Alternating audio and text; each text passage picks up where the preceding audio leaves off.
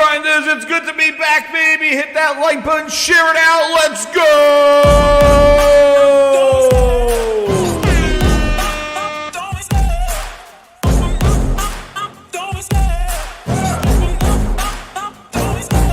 Love the chase and the hunt, and I set the pace when I'm running. I always take what I want and I always give it 100. Don't need a bank, no I'm funded. Play the game like it's nothing. I'm always thankful for something. Don't take for granted, stay humble. Now wake up!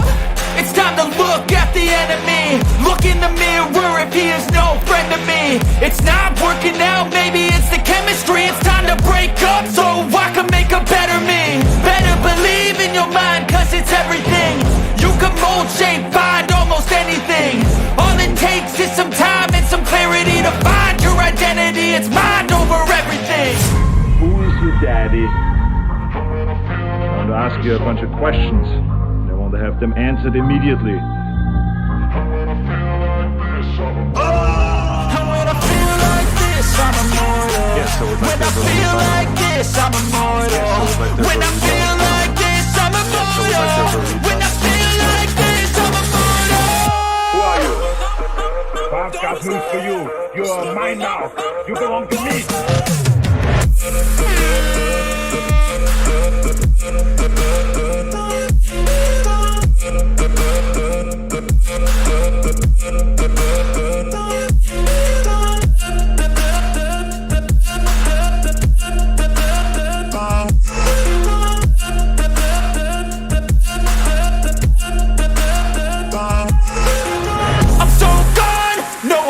Turning back, I won't stop, I'ma fight until there's nothing left. It's so on, you're gonna be hurting bad, cause I've been to hell and back. You don't wanna make me mad, I stay strong, you will never see me crack. And if you get in my way, you're gonna feel the wrath.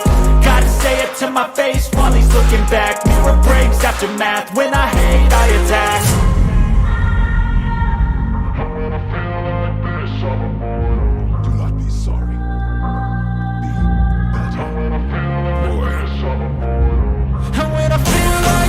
I'm immortal.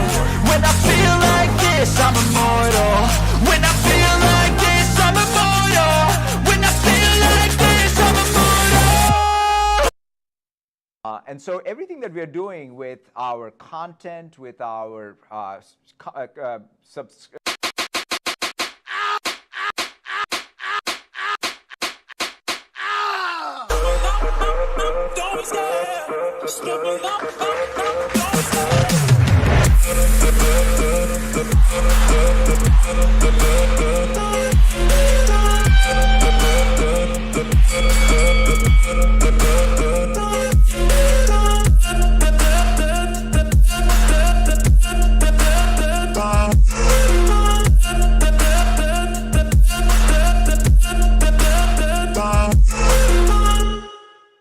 Where's the lamb sauce?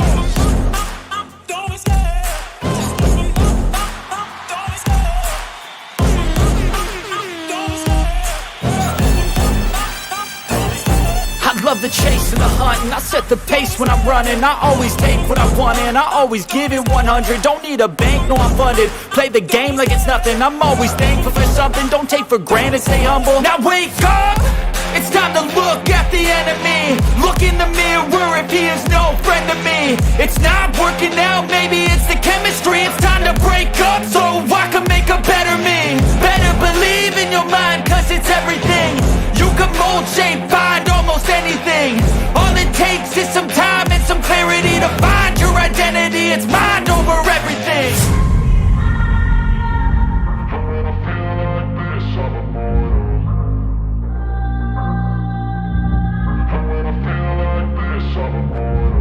And when I feel like this, I'm immortal.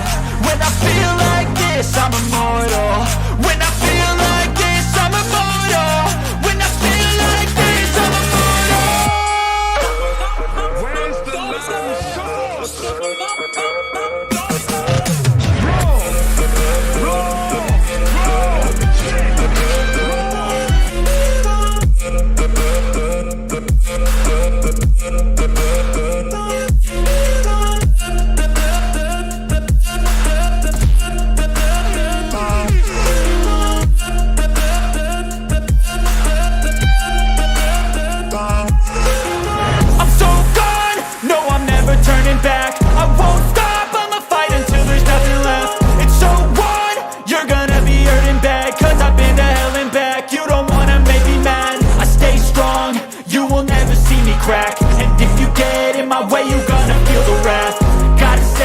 my face while he's looking back. Mirror breaks, aftermath, when I hate I attack.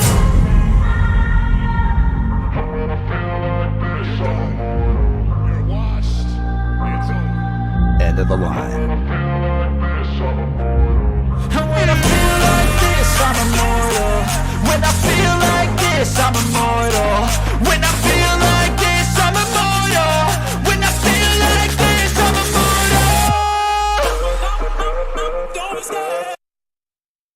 The two youths. To what? What was that word? To what? What? Did you say Utes? Yeah, two youths.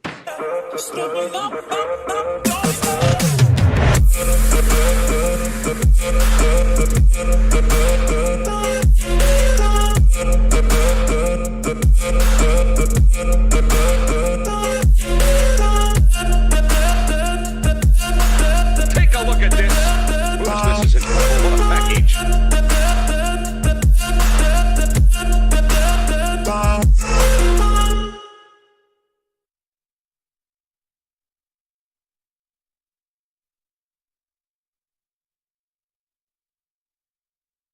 I see commentary that if you just build great games, everything would turn around. It's just not true that if we go off and build great games, all of a sudden you're going to see console share shift in some dramatic way.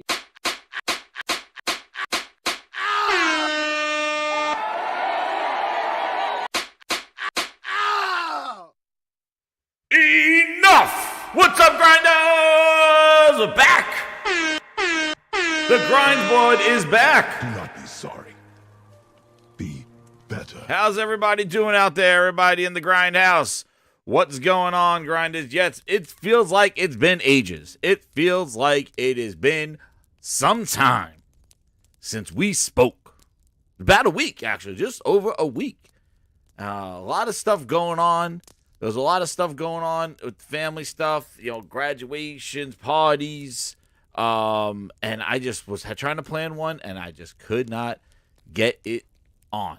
So, and I had it all set up, ready to go, and had to move it out. So I appreciate everybody's patience, everybody, you know, sharing it out, liking the video.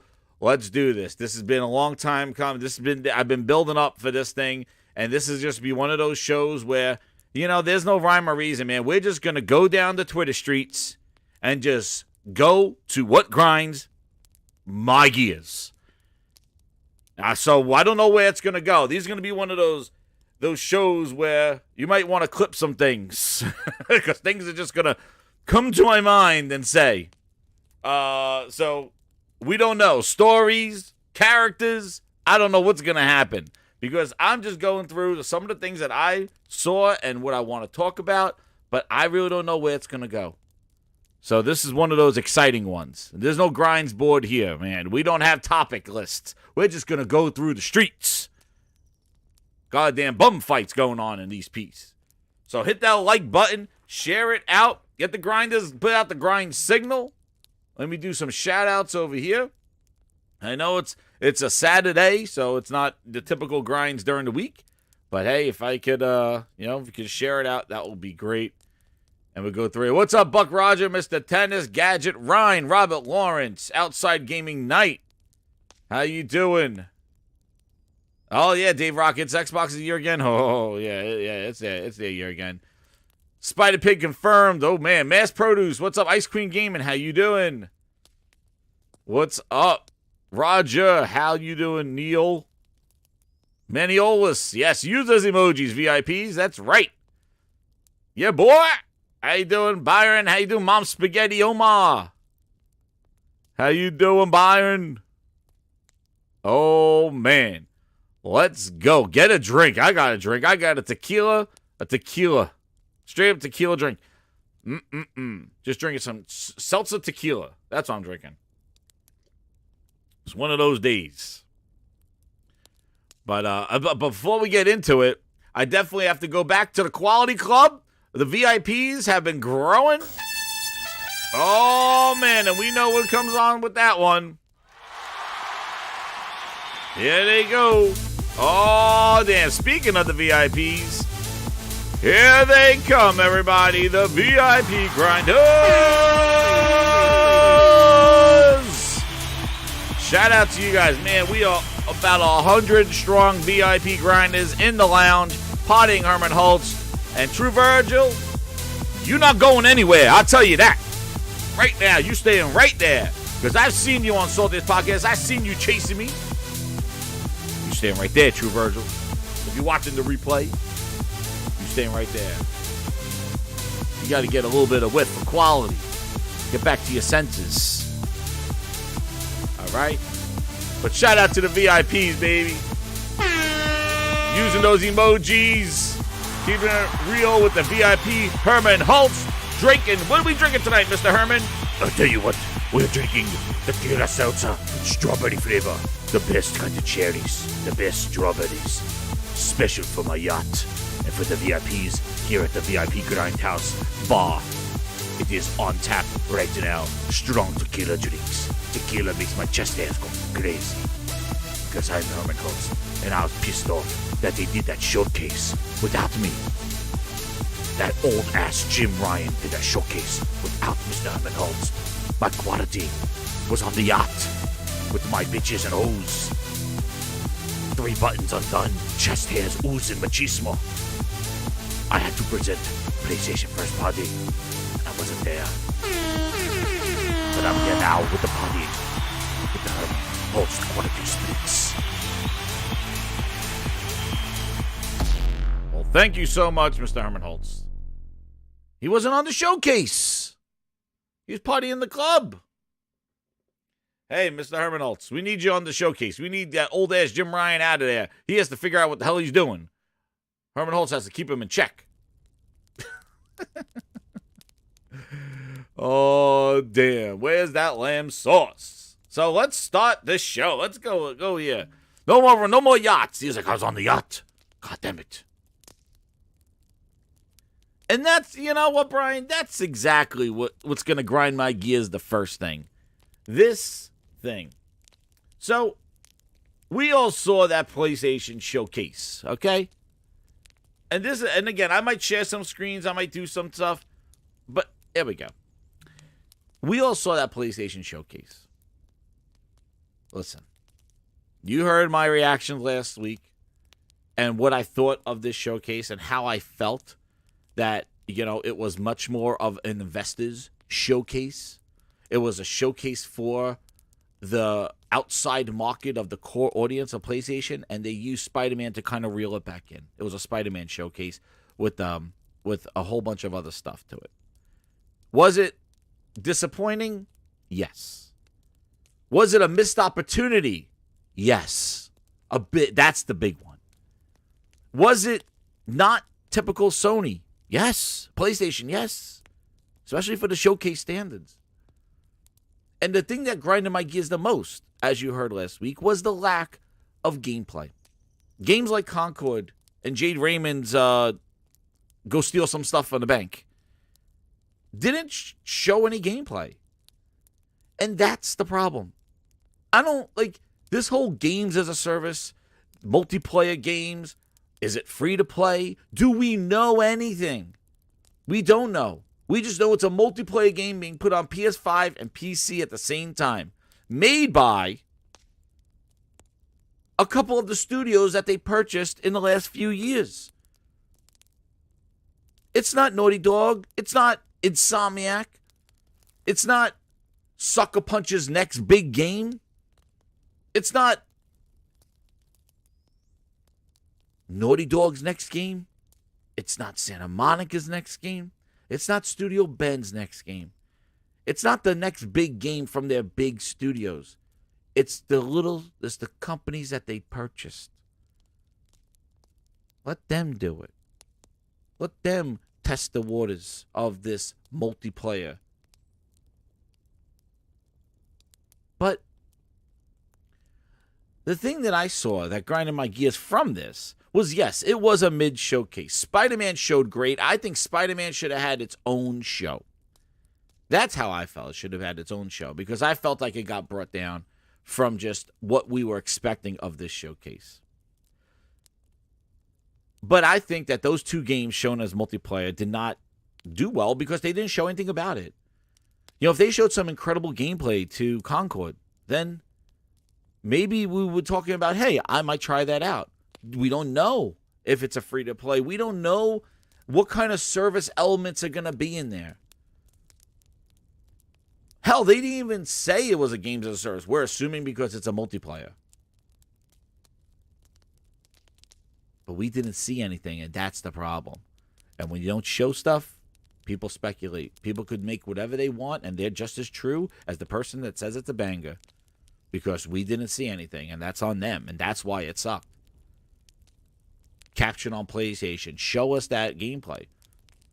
If Concord was like a star, you're flying around, like it looked like a really good shooter or something. We don't know. It's their problem, and that's on them. So that's why I thought it was premature to show it. Why would you show it? Why would you even name it? Because it was for the investors. It was to put a name to the acquisition. And that's what it was. And it didn't do anybody any good. They could say, hey, they're working on Fire Sprites, working on Firewalk, Fire My Ass, whoever they are, they're working on Concord. Okay, good. Who cares? We didn't see it. And that's what grinding my gears about that. But this whole thing followed after. It went bonkers. Sony's pursuing all games as a service. This is their future. Then comes the announcement of Ratchet and Clank to PC. Listen, I told you on this show, Ratchet was going to PC. Why? Because it was in the service of PlayStation Plus. I said it was in PlayStation Plus. It's probably going to go to PC. I had that as one of my prediction announcements, but then when I saw what they put in the blog where they said PS5 and PSVR 2 only, or we're going to talk about PS, they didn't mention PC and PS4s. They didn't say any of that stuff in the blog. They said PS5 and PSVR 2. So I was like, okay, well, they're probably going to not put PC announcements in there. They're not going to say Ratchet on PC. And they didn't. They did it the week later.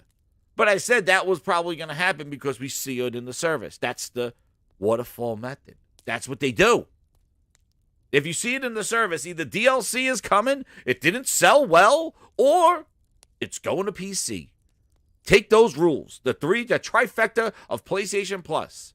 It's either getting DLC, it's either going to PC, or it didn't sell worth a damn.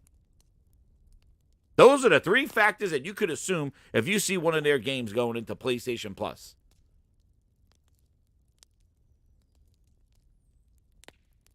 But then, after they did that, then came up The Last of Us. And when we see one of these things, Last of Us fans, here comes the Naughty Dogs. We know many of you have been looking forward to hearing more about our Last of Us multiplayer game, not Call of Factions. We're incredibly proud of our job, but as development has continued, we've realized that it's best for the game to give it more time. Our team will continue to work on the project, as well as other games in development, including a brand new single-player experience. We look forward to sharing more. We're grateful to our fantastic community for your support. Okay. Then Jason Schreier comes out and saying how apparently Bungie, or they scaled it back. They're not canceling it, but it's definitely got pulled back and reimagined and kind of rebooted. And the rumor was that Bungie went in there, saw the stuff, and said, hey, how are you going to keep people engaged over time? Rethink it. And they rethinked it. And they thought it, and they're taking it back. But I thought it was really strange that in this we're sorry, or we're giving it more time, these things, they are working on a brand new single-player experience. They announced another game in this. So not only are they giving the multiplayer more time, but also a single-player experience. And like I said, what are the games that are slated out by who? You want to put Factions out there as your service game or as your multiplayer exploration? Or do you want to have Haven Studios work on it? And Fire Sprite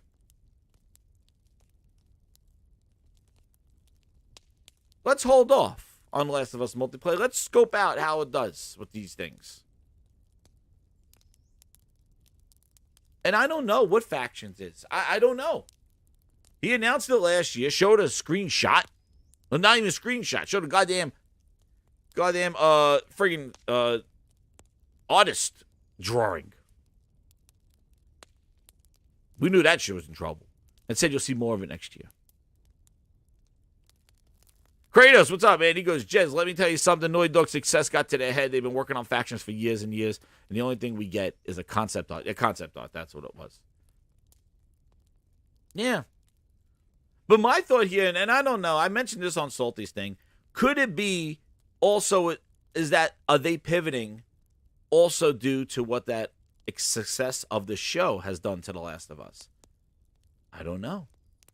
You know, that was pretty big. Like, the game sold a lot for part 1 and part 2 because of the show. Maybe they're willing to say, I thought they would capitalize on that and drop Factions. Drop something more in that world since people are enamored with it from the TV show and from buying the game. But obviously, no. And I don't know what the single-play experience is. All I know is that Sony got a lot of stuff, and they're holding on to it. Because we don't know what their studios are working on. We want to see it. And I think that's the biggest frustration.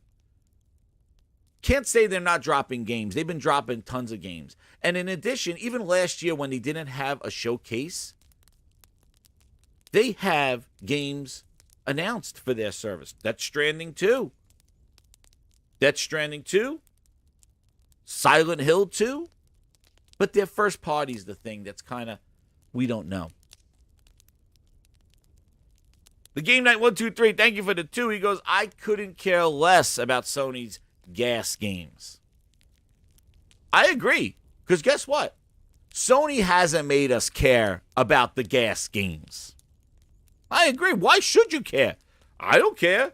You shouldn't care. Because they didn't make us care. It's their job to make us care. That's the problem. It's their job to wow us with gameplay. It's their job to show us why we should care about this. We shouldn't care. Who cares? Concord? I don't give a shit about it. Why? Because they didn't give a shit about it to show it to us. Yeah, I don't care. You know, from a person that went around and just said on his thing when he came out, going, you're my like, number one customer. You know, where is he? Enough from me. We're gonna have the games do our talking. That showcase was a perfect opportunity for those games to do some talking, and they didn't. Everything felt rushed and premature. And then to have the fallout of this stuff. And this games as a service stuff. I don't know. I'm not a fan of games as a service. But what is a games as a service? That's what I need to know. What is it?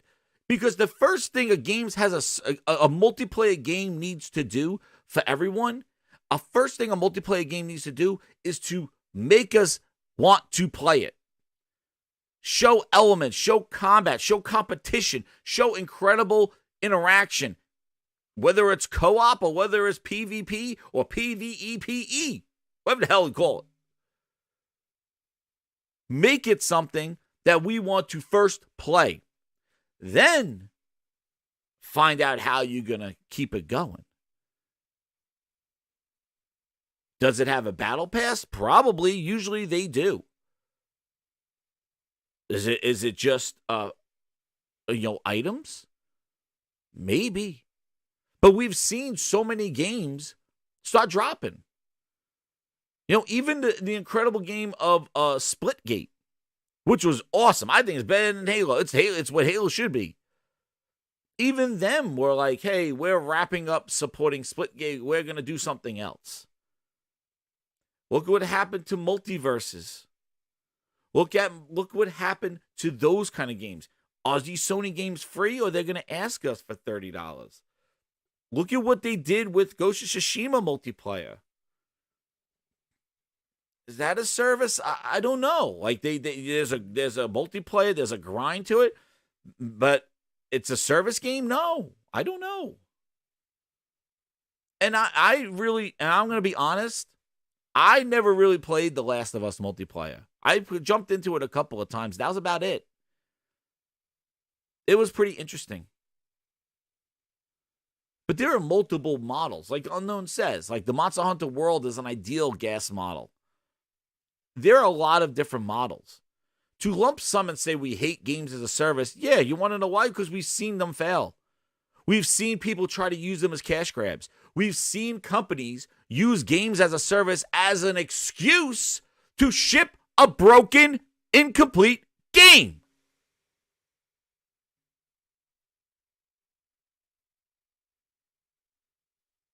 Means when I think about Xbox, I'm going to think about quality games. We have work to do there. We haven't done our best work over the last few years with our first-party output. That's always been a hit. I beat Iki Island Ant Methods. I beat it. Yeah, I don't know if I'd say always. Like, I didn't play Factions a lot. I've tried it, but I didn't play Factions a lot. But I beat Iki Island. Just beat it a couple weeks ago. But the problem is that games as a service has been a crutch for games not shipping complete. Oh, it's a games as a service. We'll add frame rates later. It's a games as a service. We'll add co-op later. It's a games as a service. We'll add some maps later. We'll give you 2. It's games as a service. Buy some elbow pads. Games as a service. Our seasons are all over the place. Games as a service. There's only 3 fetch quest missions, but we'll add more over time. That's the problem. Now, I'm not saying it's not popular, Ant Method. I'm not saying that Factions is not popular. I'm just saying I really... Remember, I got my PlayStation... I played PlayStation later. I didn't play it on the PS3, and I got my PS4 later.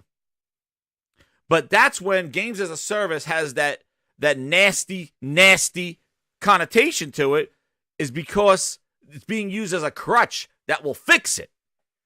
Hell, we're going to talk about goddamn Redfail, ass fail, all that fail.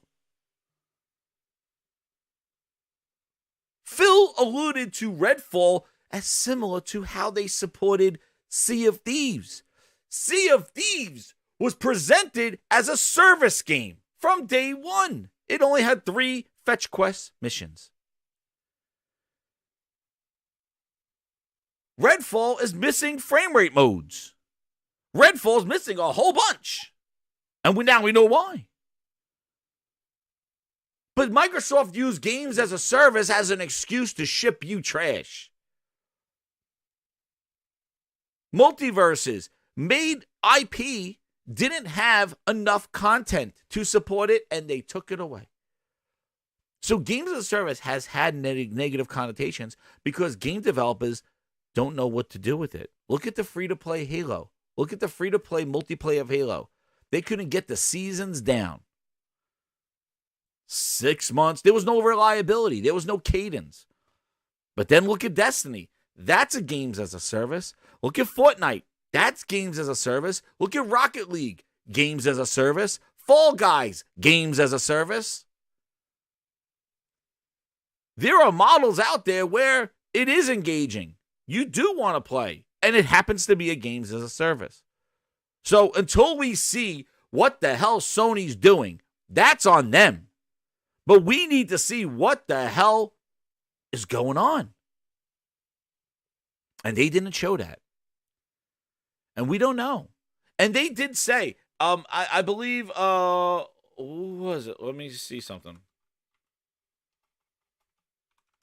Herman Hulst.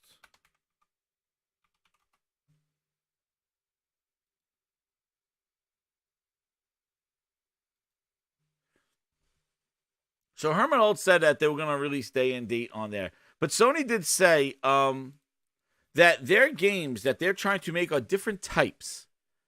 And I remember reading that. Types of games. I don't have that up here, but let me see. So,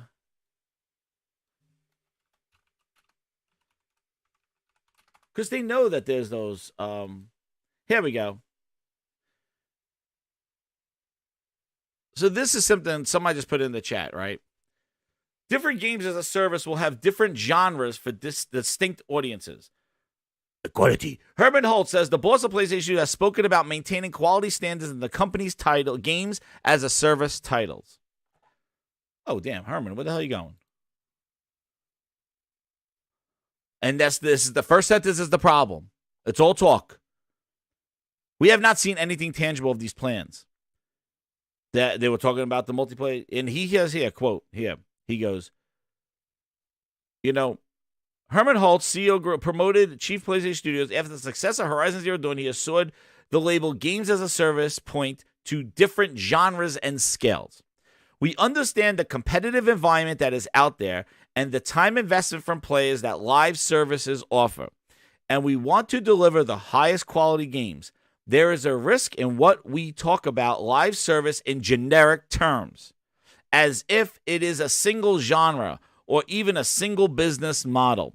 PlayStation Studios are making a variety of games that could be referred to as live services, targeting different genres, different release schedules, and at different scales.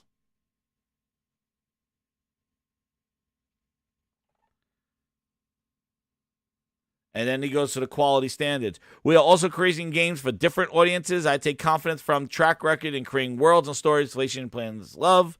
Every studio relationship has its own trajectory. As some cases, we've worked in companies for many years as external partners before bringing them into Sony. In other instances, an acquisition has come around more quickly. Now, we know we're talking about that.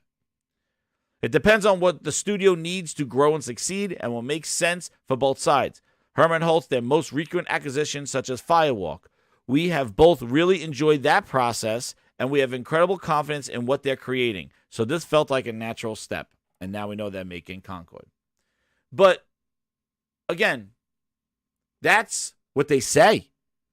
We don't know until they do. And that was an opportunity, and they missed it. And that's on them. So, until then, games as a service sucks. But until we see, it's not going to be a one trick, a one stop. It sounds like it's a variety, different scales. There may be some that are bigger as a service, some are smaller as a service. Who knows? But different genres, which is interesting. It's not just a shooter. They're going to be different genres. And what they classify as game as a service, like MLB The Show, that's games as a service. It's in their list. So this lumping in, Sony's going down games as a service, no. And that goes back to the chart that we showed, that it's part of their strategy. And one of the things that I've always said what Sony is doing is that they are tapping into multiple areas. They are going into the day one games, indie games in their PlayStation Plus. They are going into big AAA games from their first-party studios. They're going into multiplayer-focused games, games as a service games, VR games. They are hitting it on different aspects, putting games on PC. So they are doing it, spreading out and seeing what they can do.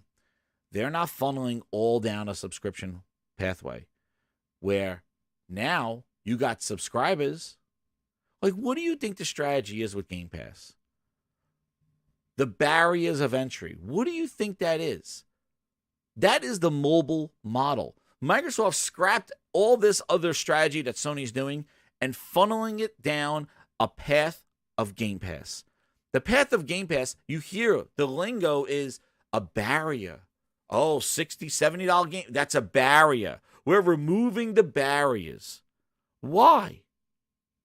So they get you recurring and they get you on the back end.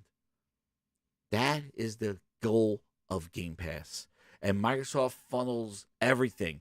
The acquisitions, they're desperate for Activision. They're desperate. They're willing to pull out of whole goddamn countries for this deal because they need the content to funnel everybody down the path of subscription gaming.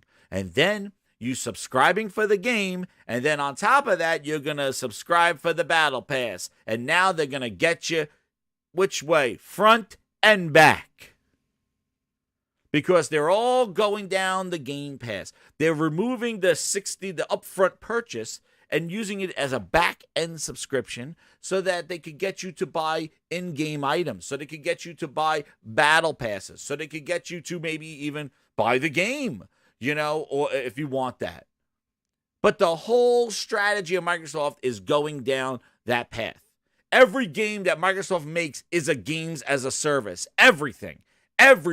Regardless if it has a battle pass or not, everything they made since 2017 is a game as a service. That was the problem. Everything.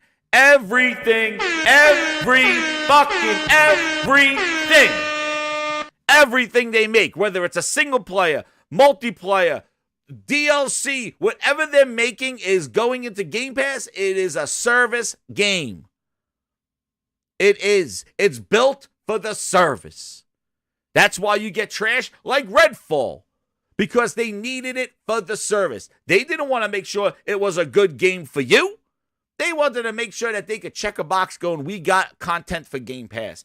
They don't give a shit about you. They care about the Game Pass. Everything they make is a service game. Everything they ever will do will be a service game. Everything they do, regardless of battle passes, is a service game.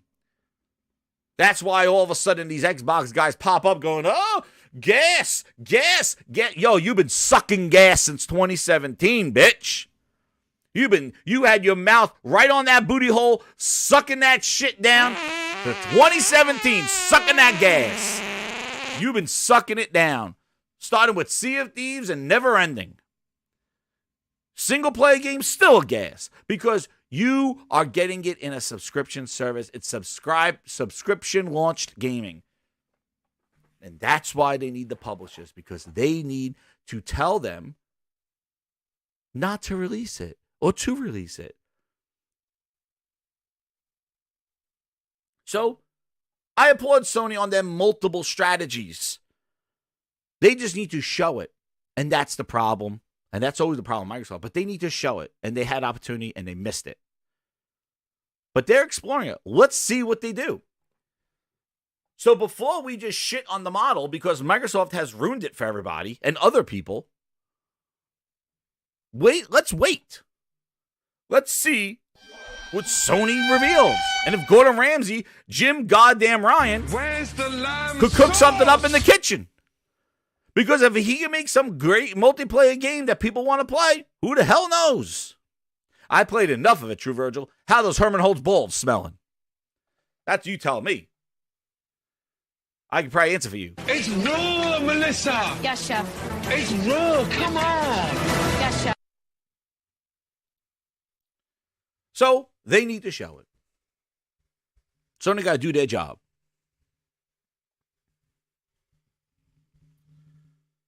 Sucking gas. That's right. That's what they've been doing. Phil been blowing bullshit up our ass for talking about quality games since 2019, dude. Means when I think about Xbox, I'm going to think about quality games. We have work to do there. We haven't done our best work over the last few years. And then proceeded to apologize about Redfall. Somehow we're going to win the console race. In 2023, dude lied straight to your face for years, dude. Quality. And then proceeds to release Crackdown 3. Proceeds to release Halo Infinite. Proceeds to release Redfall. Where was his quality check then? He knows quality's been a problem. Dude, this is his fucking quote from 2019. 2019, dude. This is him. And he even refers to the last few years quality hasn't been good, referring to Sea of Thieves. Means when I think about Xbox, I'm going to think about quality games. We have work to do there. We haven't done our best work over the last few years with our first-party output. That's always been a hit on the company on that. Whenever I hear some criticism. Yeah, I don't know if I'd say always. Like I think we've gone through times. Not to throw mud on you, but I have to know that's a fair. I think it's something fair to say. It is. It is fair to say, and. And Psychonauts 2. New games are coming fast. 12 minutes in Hades. And they're all on Game Pass. play first and what to play last. My match to ground, shroom and doom. 'Cause they're all on Game Pass. Among Us, the Ascent, and more. What does it matter? And this is the other thing coming off the Sony showcase. Not to throw mud, right? Unknown. That was Phil Spencer in 2019 talking about quality. Okay? That was him talking about quality games in 2019 that we have work to do. And then proceeded with Halo Infinite after a year delay. After a year delay, proceeded to do that. And secondly, continued to release Redfall in 2023. Bleeding ass was after that interview.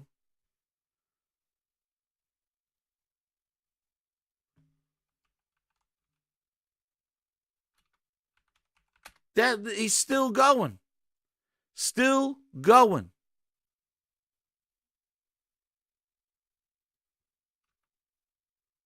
What the hell is that? Still going. Years. He acknowledged quality then. That's why when he talked about on that interview, we're making, I'm going to make quality better. We got to ship our games at quality. Dude, you've been going quality out of our ass. Quality? You said that in 2019. How the hell are we talking about Redfall right now? Oh, that wasn't you? Then I'll say, what about Halo? Where was your quality oversight with Bungie, with 343, who you owned? Tell me. Quality.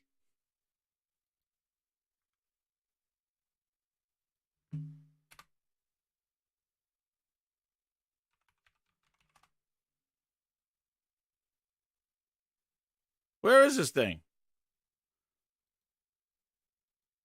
Ship it at quality.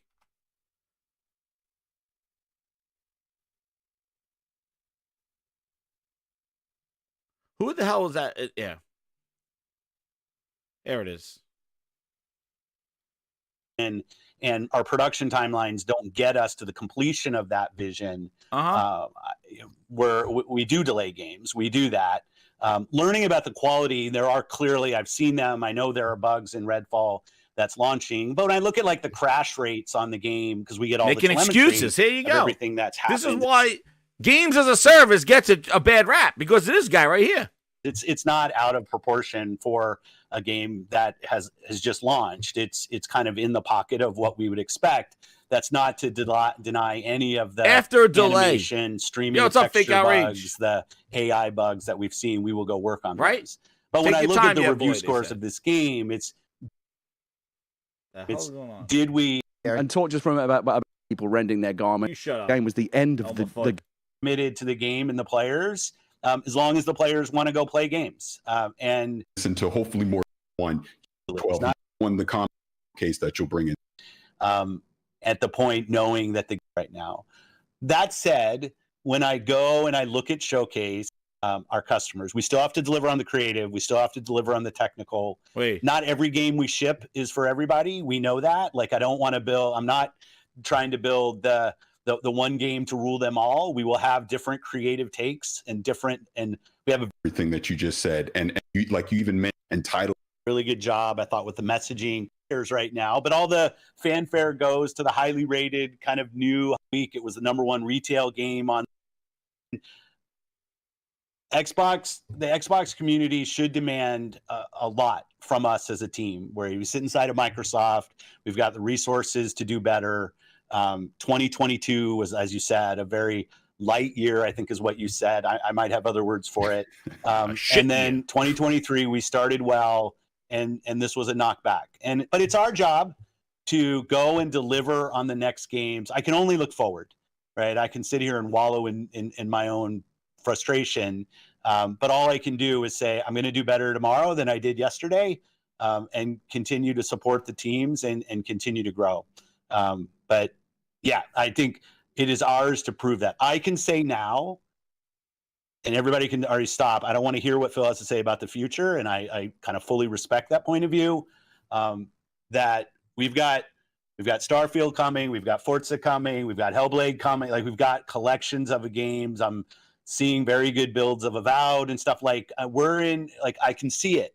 But until you have a controller in your hand and you're smiling from playing our games, none of my words should matter. Shout out to Means when I think about Xbox, I'm going to think about quality games. We have work to do there. We haven't done our best work over the last few years with our first-party output. That's always been a hit on the company on that. Whatever, I hear some criticism. Yeah, I don't know if I'd say always. Like, I think we've gone through times. Not to throw mud on you, but how's this person still doing this? Like, how? How? He played Bills of Crackdown 3. Yeah, good build of Crackdown. How? Quality. And that's the thing that Sony banks its stuff on, games on. And that's what they've been delivering. That's why we are eager to see what Sony has to show, because we know it's going to be quality. Now, again, it may not be, but given their track record, most likely is. And they're not going to have 90 bangers all the time in Sony. But the fact is, we need to know what they're working on. But this is what an acquisition. Do you remember how long we talked about the Bethesda deal and talked about the $7 billion? It seems to be muddy now because we are so consumed with the Activision deal. But that Bethesda deal, that was some talk, dude. That was over a year since they announced that in the January time that they're buying Bethesda. The whole year. Until the year later when they did the sit-around circle jerk. There was a lot of talk about Bethesda. We seem to forget that because it happened during a crazy time. And this is what you produce. And not only this is what you produce, but they knew how bad this was. They knew, and they proceeded to launch it anyway. To you, to me. Knowing it was going into a service. Knowing it was going to be a product that you probably don't want to buy, but we'll put it out there anyway for the suckers. But you subscribe to play a game. ZeniMax, these developers at Arcane wanted Microsoft to cancel it. They wanted them to cancel this. You know what I think is funny? Let's go back in time, grinders. Let's go back to when they did the sit-around circle stuff, right? Let's go back, everybody. Let's go to Bethesda, the ZeniMax Microsoft acquisition. And let's see meeting. They had like that welcome or meeting, and where is it? The Bethesda one. And knowing again what we know now, let's see something. Let's see something here.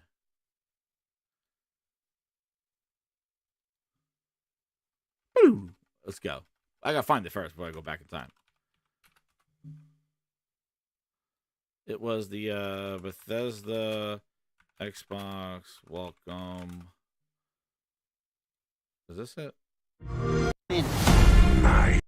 Is this it? Nope, that's not it.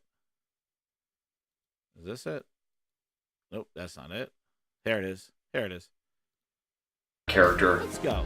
Standing on the stage at the Bethesda showcase and announcing Hey, Arcane! simulated.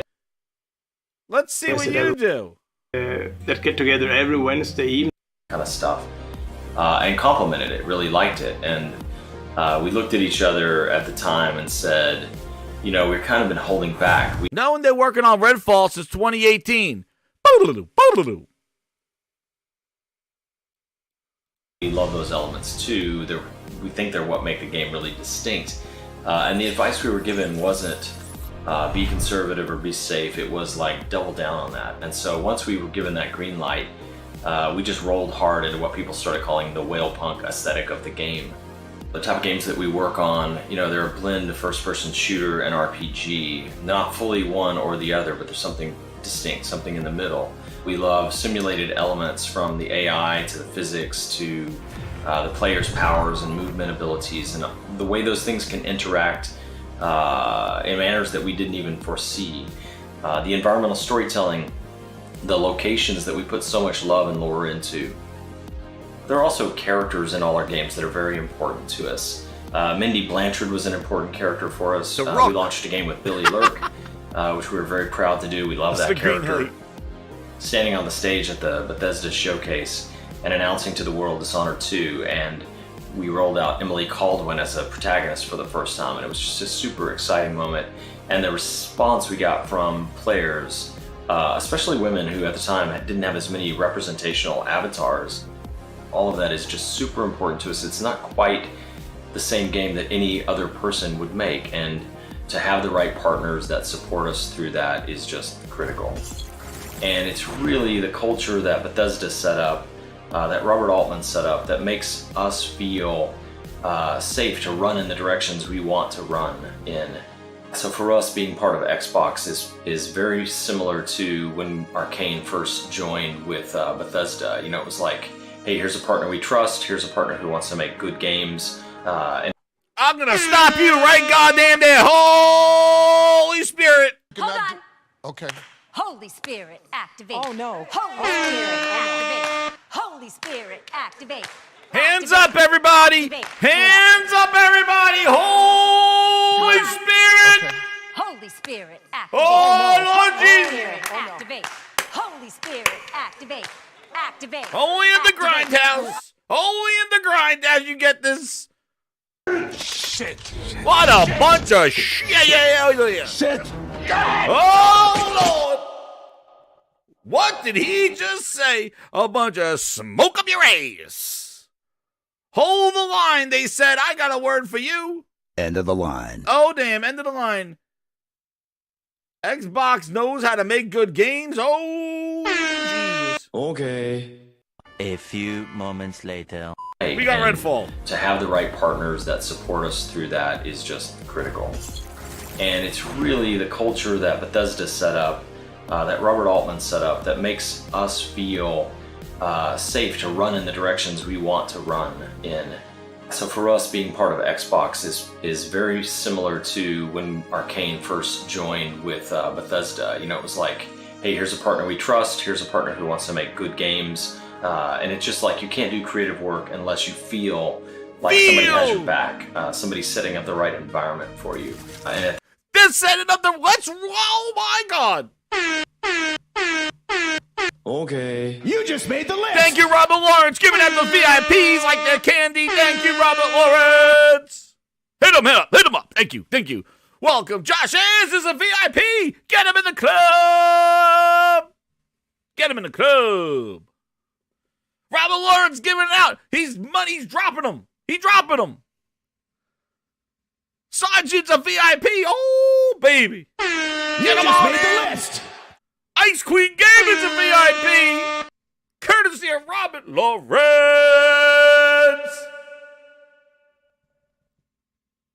There it is. He handing them out. He's doing the friggin' dollar bills. He's handing them out. He's at the club. He's love in this club. Thank you, Robert Lawrence, man. He's in shock. You just made the list. He's in shock. He was like, holy sh... He goes, what? What did they just say? You bet your goddamn ass. You see what they said? You see what they said. You're gonna make you feel good. Feel. This is the shit. Keep buying more, Microsoft. Keep buying more. Add more manure to your goddamn shithole gaming company. You haven't produced damn worth nothing. Worth the goddamn. And people think they're going to have a showcase that's going to put them back on the map. Dude, Phil said it himself. I'm not going to believe shit until I'm playing it. Okay? So this showcase ain't going to do that. And you want to sit here and go, oh, they got a better showcase than Sony. Yo, guess what? If they did, Phil got some words for you. Our console, that somehow we're going to win the console race, I think doesn't really lay into the reality of most people. Like 90% of the people, I see commentary that if you just build great games, everything would turn around. It's just not true. Just focused more on great games on our console, that somehow we're going to win the console race, I think doesn't really lay into the reality of. Who cares? So you have a showcase. Who cares? So they show a bunch of games in the showcase. When you playing? When? Dude, they had clowns flying out to goddamn play Redfall, knowing this stuff right here. And those clowns try to give it high previews. Like, do we forget? Do we forget the Redfall? People were hyped for Redfall. Do we forget? I think people try to forget. Colt Eastwood came back with the care package. He was all great Redfall. It's still punchy. IGN's the problem. IGN's the problem. All the previews, Redfall could be the... Redfall previews, incredible.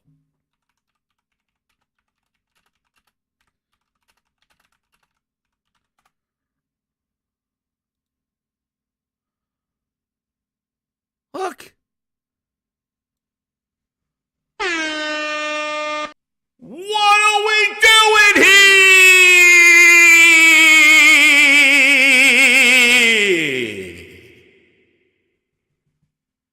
What are we doing? These were the previews. These were the fucking previews.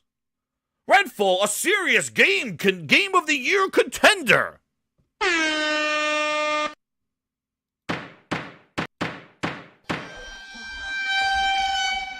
It's not even pink, this raw. And Coop has delivered undercooked salmon. Oh no! We suck again! It's raw, Melissa! Yes, chef. It's raw, come on! Where's the lamb sauce? What are we doing here? The hype! The previews! A game of the year contender!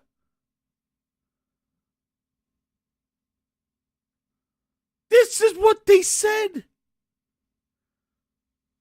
The main story, I got play involved infiltrating a mansion. Infiltrating a goddamn mansion. Infiltrating a mansion. You mean walking in the goddamn door or climbing in the window that's open?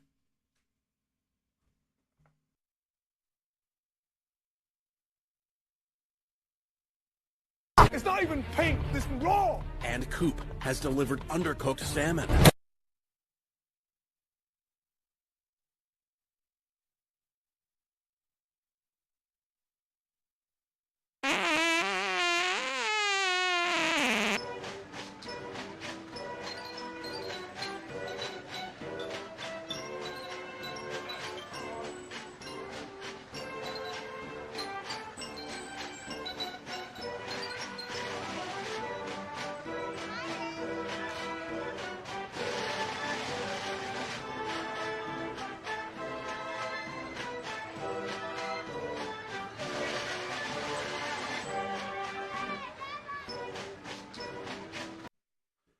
Game of the year. Do you forget?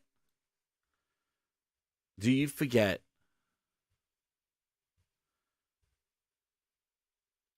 The hype for Redfall previews.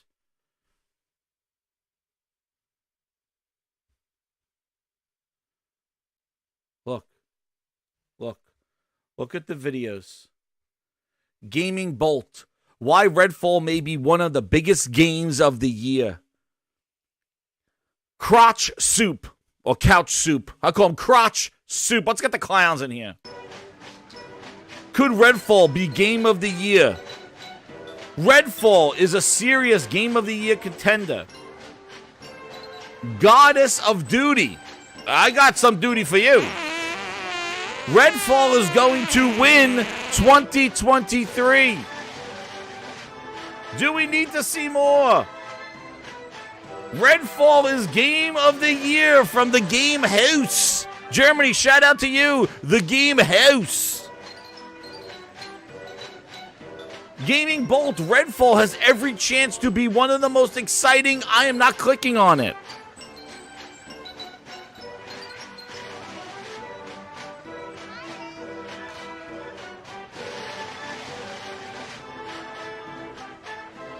This is what they were saying. This.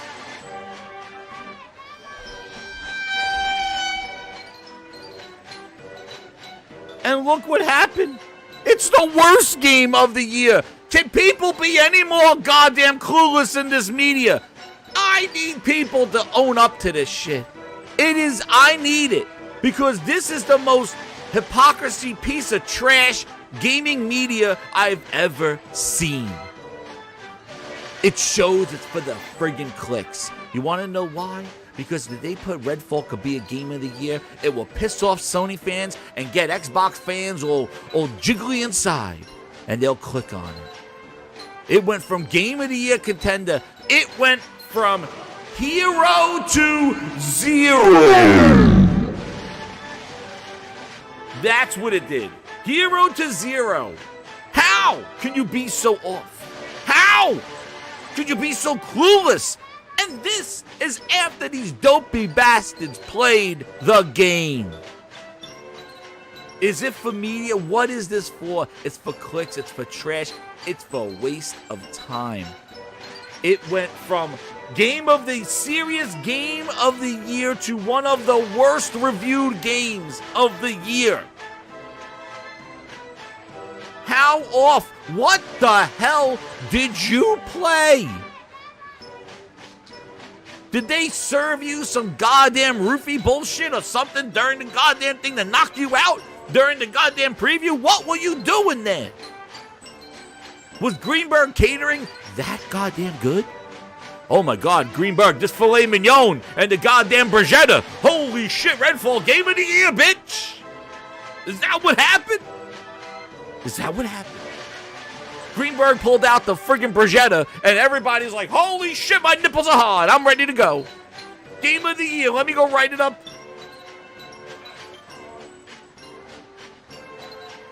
Pure Xbox. Here they go. Wet noodles and all. Redfall dubbed Serious Game of the Year contender. Look at this fucking... Whoa! Look at what... What are we doing here?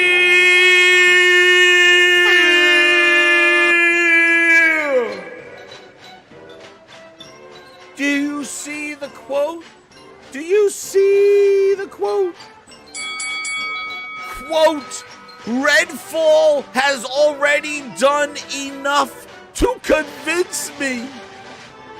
I can't hit enough goddamn sound clips for this shit. Hold on. Okay. Holy Spirit, activate. Oh, no. Holy Spirit, no. Oh, no. activate. Holy Spirit, activate. Activate. Activate. This. And we are worried about games as a service. We're worried about a friggin' showcase in Sony's direction when you got bullshit like this out there.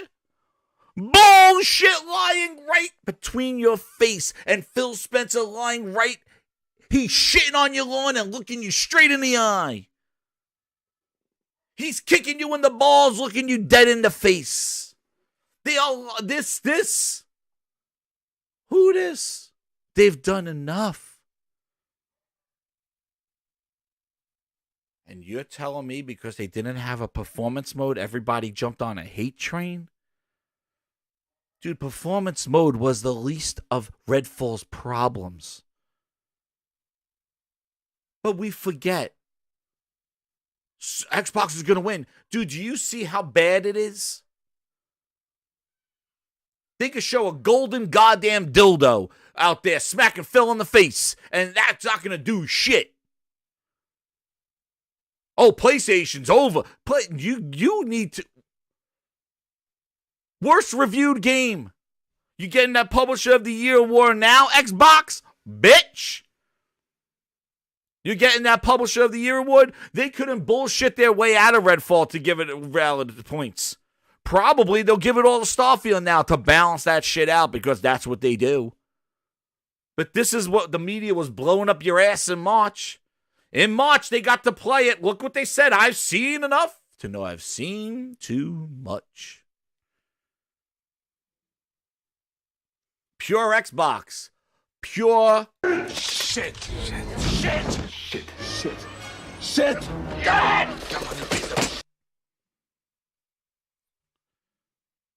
Look at this. The list of the clownery is right here before our eyes. Should I read it, grinders? Hit the goddamn like button, grinders.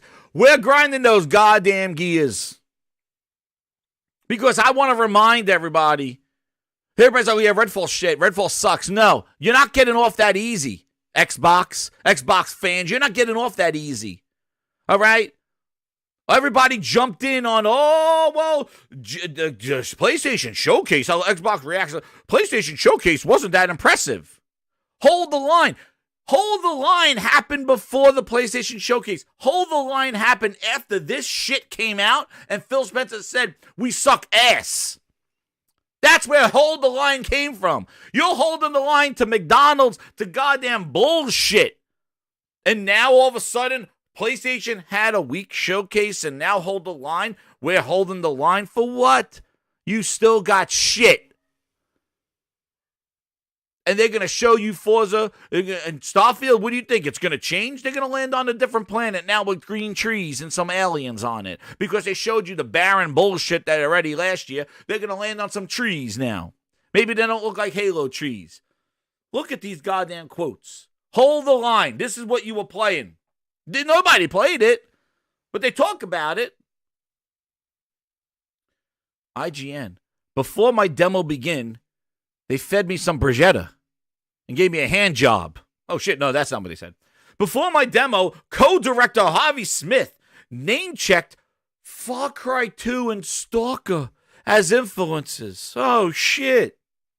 Two shooters from experimental period years before the likes of Gearbox and Ubisoft established a largely unwavering open world first-person formula. You see this shit? Do you see this? Do you see this? How we forgot? We forget? He name-checked dopey asses at IGN, Cookie Monster, Dustin Laguerre, and all the other dopes over there. I see the problem right here. Before my demo began, the co-director told me about He told you before you played. You didn't play the game and came back and said, this reminds me of Far Cry 2. No, before you played the demo, he told you, hey, Far Cry and Stalker. Far Cry and Stalker. Excuse me? Before you played, he name-checked. Wow. Bruh. Bruh. If Arcane Austin can bring its own version and innovation of those games, like they did in the 2000s, Redfall will inject static genre with a long-time overdue excitement. VGC. While hardcore fans may be a little disappointed at the less system-driving approach, Redfall is shaping up to be the studio's strongest shooter to date, melding the studio's attention to detail with guns that pack a punch. Feels like a recipe for a cult Kuro developer and have a long-awaited commercial success. You don't say. Okay. God is a geek. You've done enough. Website's a joke, but God is a geek. There are so many questions I have about Redfall after playing it. Like, what the hell did I play? I didn't get a sense of scale for how big or long the game might be. I didn't get a chance to try co-op and see how everything links up. I only managed to try out one character. But now I could say that for what the kind of game it is, Arcane continues to be one of those developers in the industry that has my trust. And I'll be stunned if it didn't be ending up a serious Game of the Year contender. Is it May yet? Well, consider them stunned. The gamer, or the clown, as we will probably call them, Redfall may not be immediately appealing to Arcane's fans, but my takeaway from the play session was how much it feels like an Arcane game. The thoughtful level design, the variety of exploration, deep world building, and inventive powers. Polygon! Overall, the gameplay loop of Redfall I got to play is pretty standard for open world shooter, but it was still interesting to see Arcane's take on the genre, elements, and the asymmetric complementary classes. Game rant. There are obviously some questions hanging over of Redfall, like how its co-op would be, how the leveling and loot impact the experience, and how compelling the full world would be. But based on this short slice, players should be in for a bloody good time. Do we forget? Now.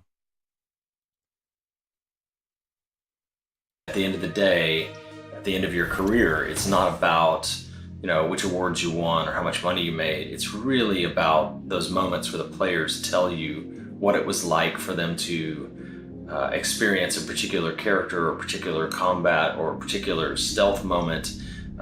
It's just so powerful when they talk about how the game has impacted them and their lives. Our goal is just to keep doing what we love and keep making players happy. Hi, I'm Dinga Bakaba, I'm game director at Arcane Lyon, and I believe I have a different perspective to share because I joined Arcane after Bethesda acquired us. I joined a studio that I admired deeply because they made a very specific type of game that some call immersive sim. All the Arcane. And I will admit, I was concerned. Would Bethesda allow Arcane to keep doing the kind of games we make?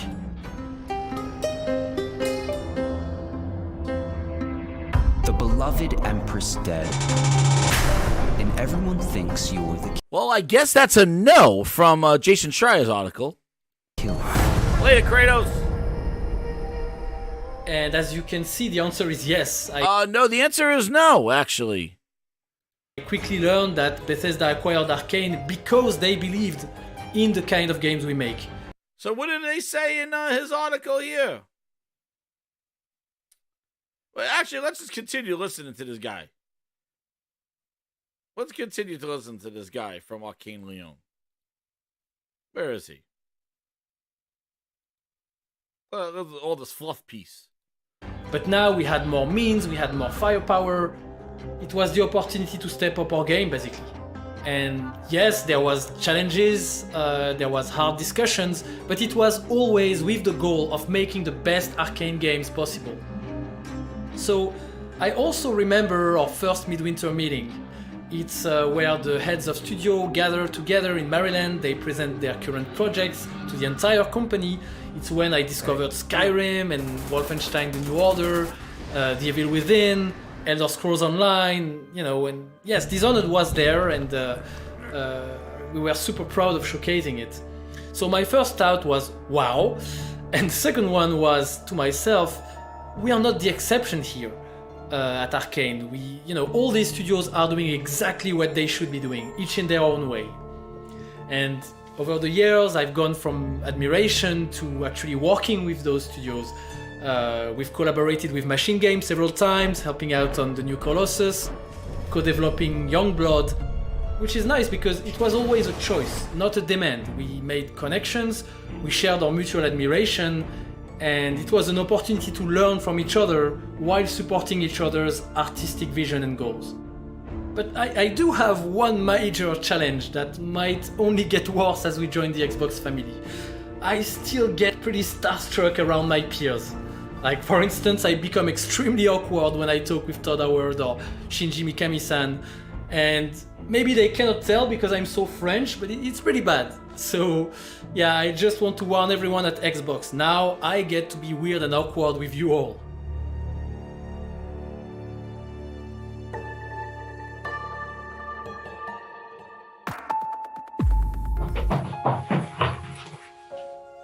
Well, he left. So anyway, They make the games they want to make. Let's see. So Jason Stryer says, Arcane Studios cultivate a reputation for releasing games that have beloved fans that don't sell well, such as Prey and Dishonored 2. By contrast, the studio's most recent game, Redfall, has achieved something new. It managed to be at once a commercial and critical disappointment. But he did dip. Redfall, multiplayer shooter, mixed Massachusetts, It's on a 54 out of 100% ranking among the year's worst reviewed games. Redfall feels unpolished, underdone, and underwhelming. Quote from a review, but it was Game of the Year in March, right? This high-profile dud extends to the pain after Microsoft's division, Xbox division, which has struggled to produce hits and watched its planned $69 billion acquisition getting tripped up by the U.S. and the U.K. Redfall's failure highlights the significant gap between Microsoft's lofty aspirations and its actual products, which also calls into question Microsoft's ability to establish long-term franchises on its own strengths rather than buying them outright. Phil says lower than their metrics. But let's see. The game developed in 2018, right? ZeniMax was looking to sell itself. Behind the scenes, the company encouraged studios to develop games that could generate revenue behind initial sales. Does that sound like Bethesda quiet us and they made us do what we want to do? Yeah, they made you do what you want to do with Dishonored, but then after that, they said, now you're going to do what we want you to do. We want games to increase the revenue over time because they weren't selling. So they want them to develop revenue beyond initial sales, dubbed games as a service, which was taken from the late 2000s like Overwatch and Fortnite. ZeniMax, remember what he said when Bethesda purchased us, they're good because they let us do what we want to do. Well, here we go. ZeniMax was strongly urging at its subsidiaries to implement microtransactions, recurring opportunities within games for players to spend real money. Although this wasn't an absolute mandate, several ZeniMax franchises such as Fallout, Doom, and Wolfenstein would soon release new versions incorporating online multiplayer and monetary options.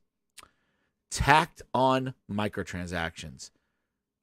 Games as a service gets a bad rap, well, thanks to these clowns, now owned by Xbox, who is the clown in itself in games as a service. Then they went to Arcane Austin and tapped to serve co-directors of Redfall. Following the unsuccessful release of their sci-fi shooter Prey, we want you to do what you do. Prey, go ahead, do what you want. It didn't do shit. Now you do what we tell you to do now. They wanted to make something broad appealing, what eventually emerged the idea of a multiplayer game in which users will team up and battle vampires. And here it comes. They don't make multiplayer games. Immersive sim single-player experiences. Now they want to do a pitch for multiplayer game because they were told we need to implement services now. We want money moving on. Oh. All of a sudden now what you want to do doesn't sound like what you want to do anymore. What's up, the Swedish King? How you doing? Everybody hit that like button. Subscribe if you're new. And if you want, hit that VIP and you be a member of the VIPs and use those awesome emojis. So, it goes on to say this multiplayer game was a new venture for them. Developers on the Smith & Bear said the two leads were outwardly excited. Far Cry meets Borderlands.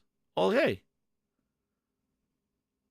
Arcane was understaffed, and people familiar with the production, Studio Austin employed less than 100 people.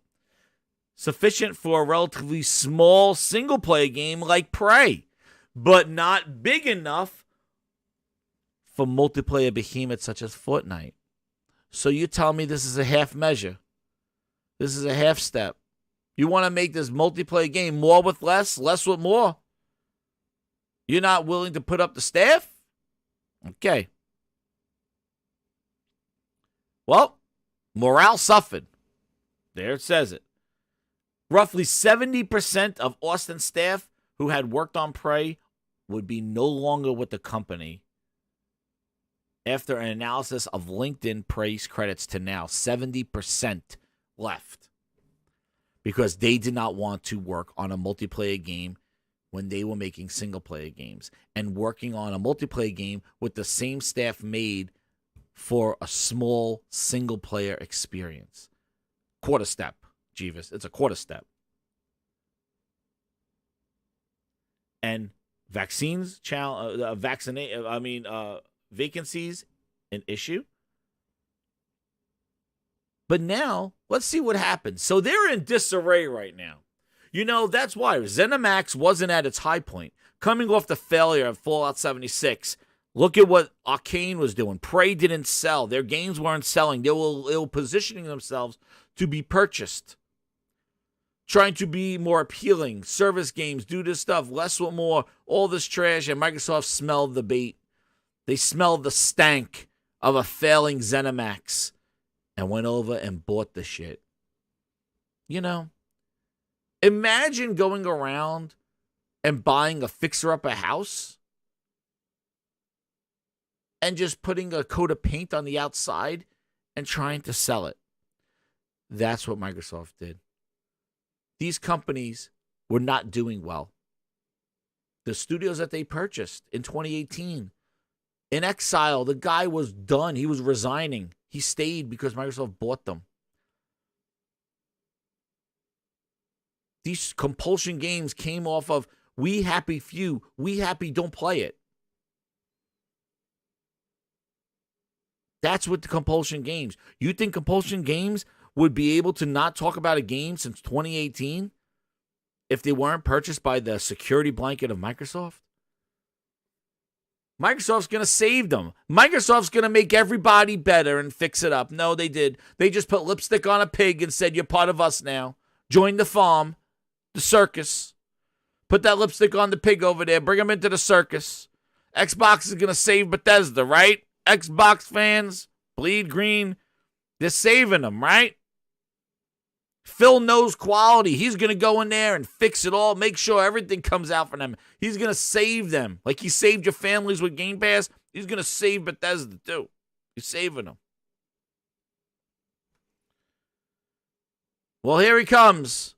Phil the Savior, here he comes. In 2020, they purchased him. $7.5 billion. Get in the tent. That's right, Josh. Put lipstick on a pig. Get him in the tent. Put him in the tent. Let the kids pet him. Get him in the tent. What's up, Andy? How you doing? Put him in the tent. So here they go. The acquisition gave some hope at the staff that they might cancel Redfall, or better yet, let them reboot it as a single-player game, according to sources familiar with the production. Instead, glorious Phil Spencer hold the line, Maximus balls. Microsoft maintained its hands-off, ass-first approach to gaming. Why would they change? Hands-off, ass-first. Why would they change? Guess what? That's not how they just manage ZeniMax. That's how they manage everybody. That's how 343 came to shit. Because Microsoft was hands-off, ass-first. That's why Sea of Thieves started the way it is. That's why Crackdown's Cloud is still in the air. Because Microsoft has always been hands-off, ass-first. They have not made good games besides Forza. Forza's the only one they could leave alone and say, dude, do what you do, turn 10, and they come out with a game.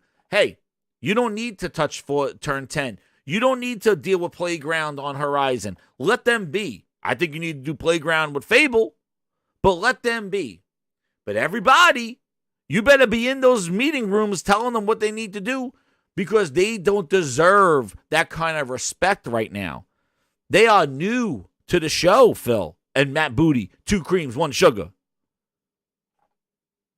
I think it's about time for a tune. Get in there.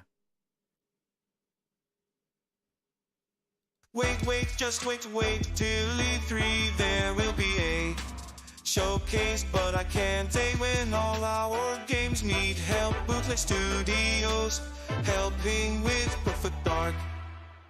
Yeah. They did hands-off ass first with their whole goddamn first-party studios.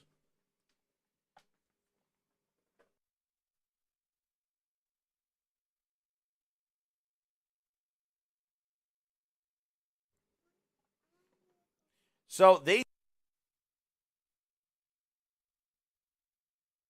did that with their own studios.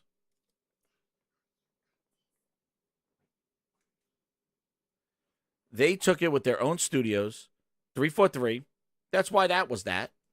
So why would they do anything different with ZeniMax? There you go. Hands-off approach. Aside from canceling a version of Sony's game, they just said, hey, don't make a Sony game, and we're done. Peace, we're out of here. Phil is like, where's my limo? Where's my clown car? Booty, get the car. Phil walks in. Hey, guys, you're not making a PS5 version of Redfall anymore. I'm out. Booty, get the car. Okay, sir. And make sure my cream has extra foam in it. I want my coffee, 2 creams, 1 sugar, extra foam. I'm out of here. I did a wonderful job today. I'm going to celebrate. I went over to Arcane. I told them just don't make a PlayStation version. And I'm going back home now. I'm done. Booty, pull the car around the front. Make sure my coffee's hot. We're out of here. Do we have to swing by 343? Okay. What are they doing over there? They're working on Halo? All right. Let's go over to 343. I got work to do. Bringing some Fallout quality. I'm bringing them some Fallout right now. Oh, my God. Phil, please. No. We got to go 343. Booty, get the car. We're going to 343. Let's go see what they're doing. Everything, okay. I don't even need to walk in the door. They're still there. The lights are on. Okay, let me see. Phil doesn't even go in the door at 343. He just drives on the outside with Booty Mobile and the Booty car. Booty car's putting away. Putting away. Phil just looks out the window, sees 343, goes, all right, the lights are on. Looks like Bonnie's in her office. All right, keep going, Booty. We're done. We're done. That's Phil checking on games right now. Looks like a good build. Bonnie! Looks like a good build, Bonnie yells from the car. He looks at the window, sees Bonnie in the office. He's not going in 343. He's not going in there. Nah, I don't go in. Nah. He just drives by with the Booty Mobile. Yeah, looks good. All right. He's like, Booty, slow down. I'm tweeting. And Phil Spencer sits in the car and he goes like this. He goes, just saw a build. Bonnie's game. Halo looking good. Thanks, Booty. Slow. There, you can pick it up now. We're done. That's what he does. He drives by 343 and he tweets on his phone, I saw a build. Yeah, it looks good. Tim Dog, retweet it out for me, please. Thanks. Look. Stephen Orman, yeah, he looks at him with binoculars on. He looks at, I don't even think he leaves his office. He don't even leave his freaking office. He looks out to his office. He looks at Bonnie in the thing. He looks at the thing. He goes, Bonnie, we're going to get there. Where's the lamb sauce? So, cancel it. And he says, didn't do a good job engaging them. He saw the build through the office window. He did drive-by. Phil does drive-bys. That's what he does. Poor compromise, dude. And there you go. They didn't have enough staff. Wow, when did we hear about the staff?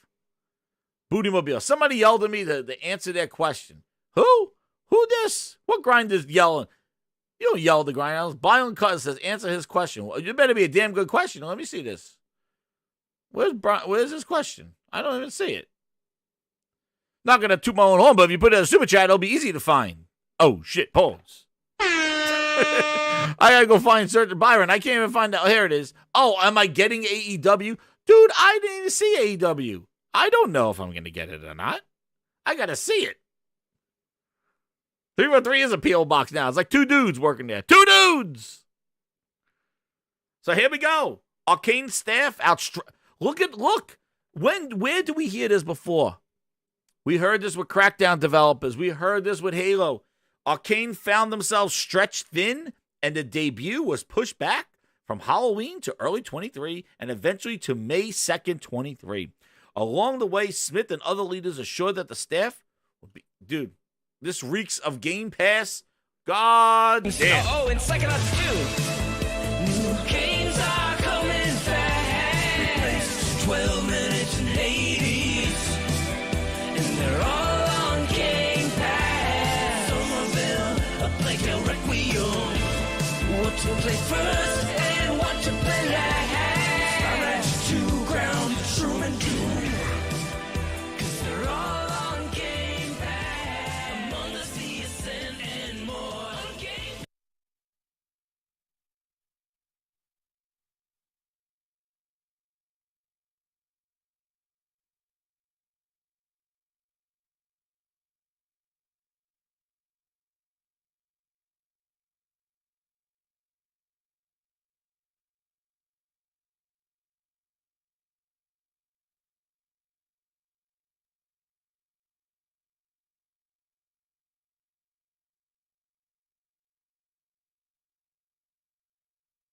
And that's what it is.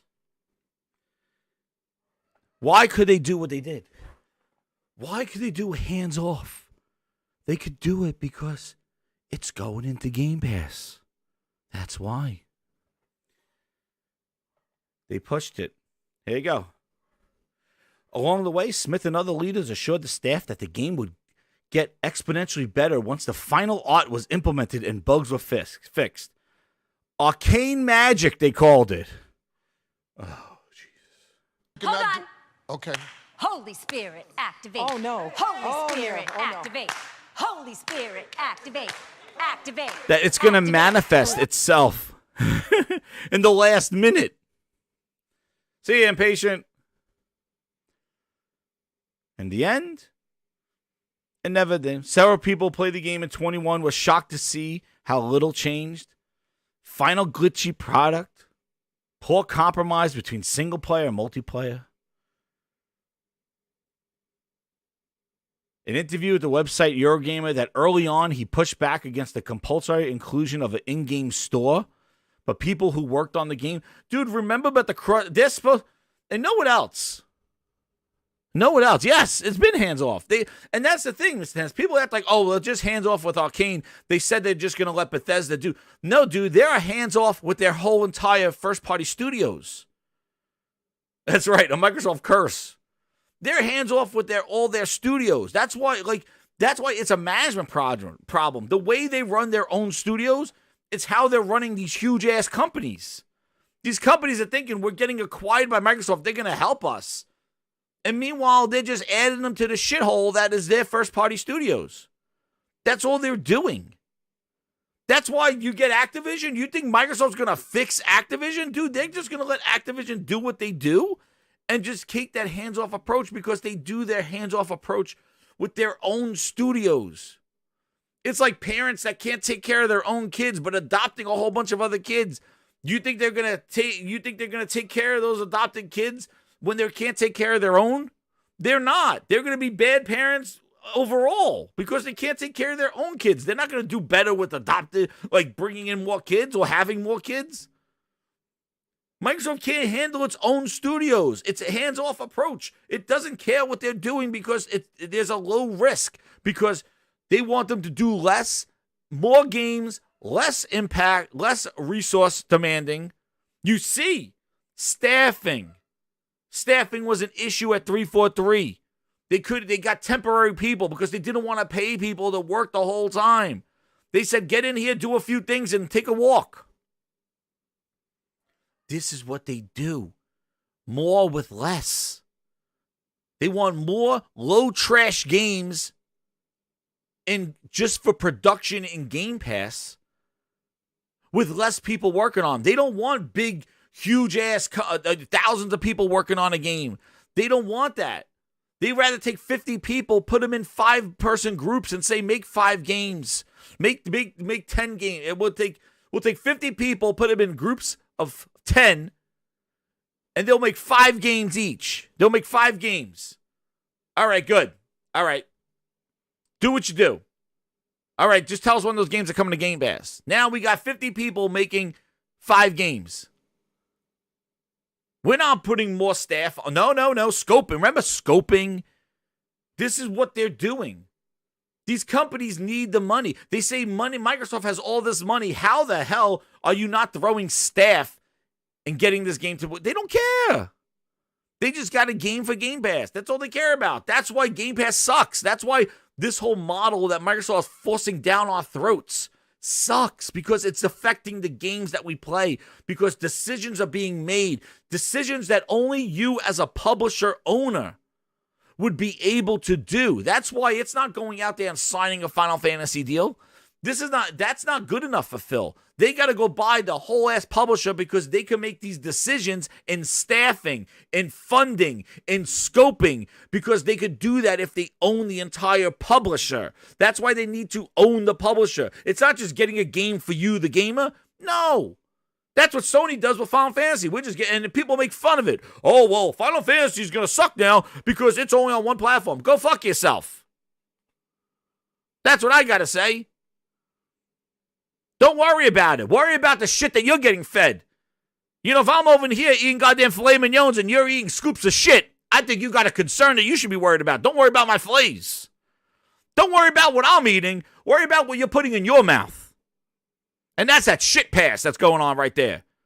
Because things are being made because of the service.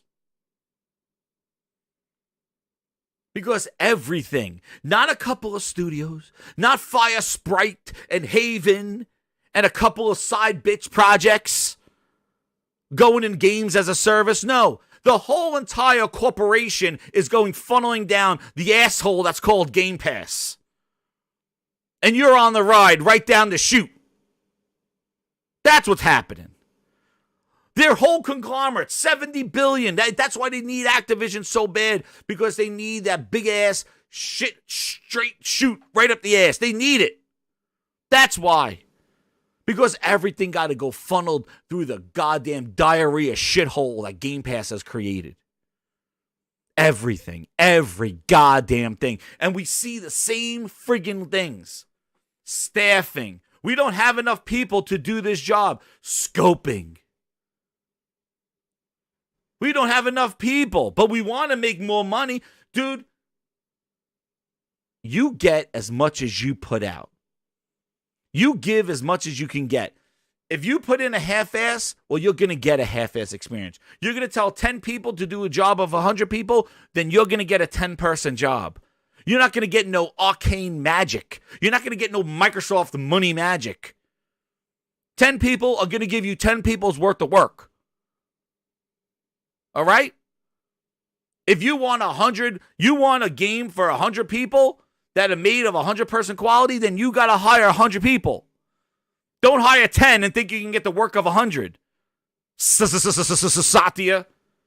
More with less. Bullshit could work somewhere else in fast food. That shit not working with quality games at $70. All right?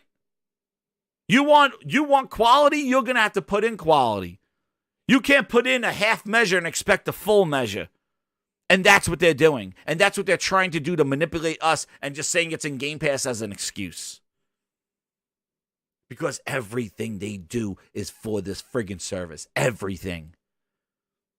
So you could say Sony working on, Sony's not going down the goddamn gas hole like you already down. You're in the ass looking out the asshole. That's what you're already in it. Sony just poking.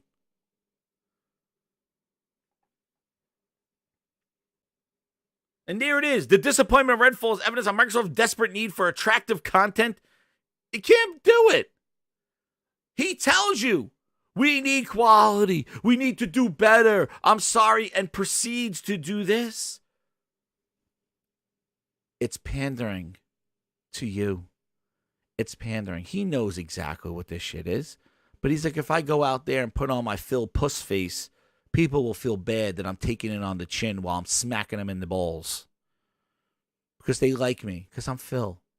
And I could go around and just say, I'm sorry. I'll do better. I've been doing it for the last 10 years. I'm sorry. I'm just learning. Learning my ass. Just learning. Only since 2013 I've been learning. He's just learning. Yeah, he's learning. He's learning while taking your money and lying right to your face.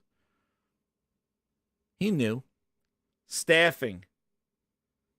Microtransactions. Because they knew that if they put microtransactions in the game that wasn't made for, that was going in Game Pass is the microtransaction.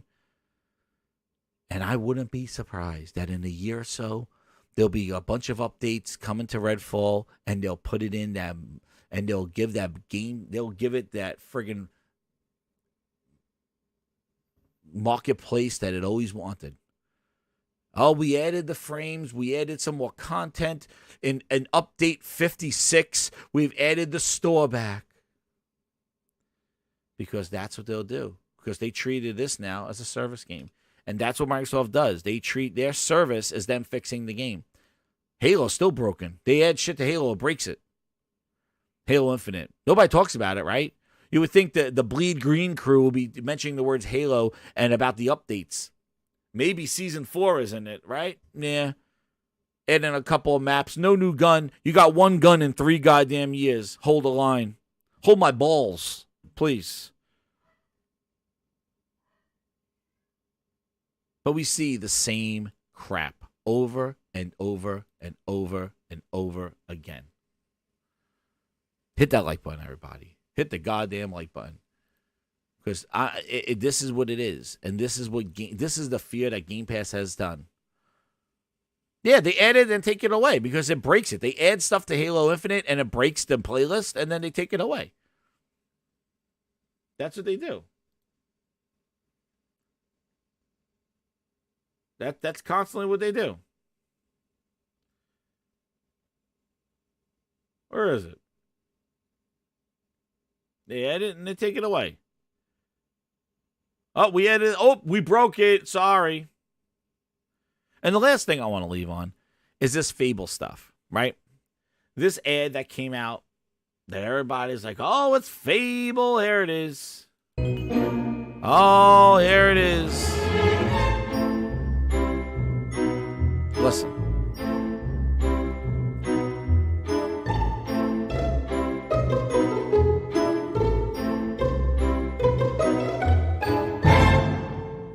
It's Fable. Let me tell you something. Then, on top of that, not only do they think that's Fable, but then they think that Greenberg Catering is Greenberg teasing Fable on Instagram because of this. Because of this. Because of Abel here. They think that he's teasing Fable. This is the desperation for news that they need. This is what they're thinking. He's teasing Fable. And Greenberg goes, correct. I have not teased anything. Prefer our fans to be surprised on what they watch it live. And that's my point. Why, if you were going to show Fable, why would you tease it? That will be a big reveal at the showcase and give you some big kudos if you're going to show gameplay to Fable. You wouldn't tease that. That will be a big thing. So why would they tease Fable, people? And Jeff Grubb says he heard he didn't hear, he did this, he did that. Dude, Fable's not ready. But why would they tease it, though? That would be a one more thing type thing. You would tease it? It's just because they're disconnected. That's probably Stardust or something. They're like, oh, this is cute. They trip over themselves. That's why they're going to have a good showcase. Dude, they failed so many times before. But you want to know what? Who cares? Who cares? We got to play the goddamn games because unlike Sony, unlike PlayStation, Microsoft has yet to prove that it can make quality besides their Forza franchises. And Microsoft has shown that they cannot market anything worth of gameplay. And they're going to do this with Starfield. Let's see. Let's see. Weld is a game cat specified specifically a white tiger. Thank you for the super chat. He goes, hey, man, love the coverage. Come play the compete song. You got it, man. Thank you again for the super chat. You're my number one customer.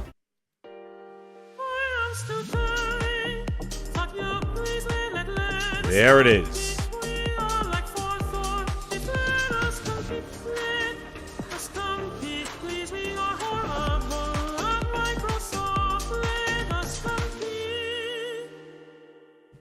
And with that, grinders, there will be more, but I'm going to cut it off here and continue the show over at the Gaming Grindhouse on Monday night. So keep it locked here. We're going to do Xbox predictions. So talking about that, a little hint on there with the Fable one, but we're going to do more of that. But thank you, Waleed is now a Game Cat. Thank you so much for the super chat. And thank you, everybody, for tuning in to this impromptu Grinds My Gears, Gaming Bite, whatever the hell you want to call it. But I had to get, definitely wanted to get the content out there and, you know, do what's grinding my gears. And, hey, there's a lot more to come on this one. Pause. There we go. And I am ready to go. Gaming Grindhouse on Monday night at 8 o'clock. We'll be doing Gaming Grindhouse, doing some predictions. See if we get into that, into the Gaming Grindhouse. And there'll be a lot of coverage. Smuggling Grapes on Thursday. And I'm going to be going Street Fighter 6, by the way. Incredible. I've been having a blast. I'm going to be playing some more of that tonight. Maybe I'll stream. I'll see if I get some time. But have a great weekend, everybody. Thank you so much for tuning in to the Impromptu Show. Hit that like button. Share it out. Almost at 1,260. I don't know where they are. 2,000 subscribers. 2,026. We just went over there. But, man, hit that subscribe button. You're new. Tons of content coming your way. Gaming Grindhouse. More Grinds Bites. And what are we doing here? Shirts and merchandising. Merchandising. You want a shirt? Go get a shirt. And support the Gaming Grindhouse. I want to thank you. Street Fighter is awesome. Incredible. I didn't even do World Mode yet, Brian. Got to be doing that. But thank you again, everybody. Hit that like button. Share it out. Talk to everyone later. And with that, here comes the Game Pass song. We out. Games are coming fast. 12 minutes and Hades, and they're all on Game Pass. Somerville, a Plague Tale Requiem. What to play first and what to play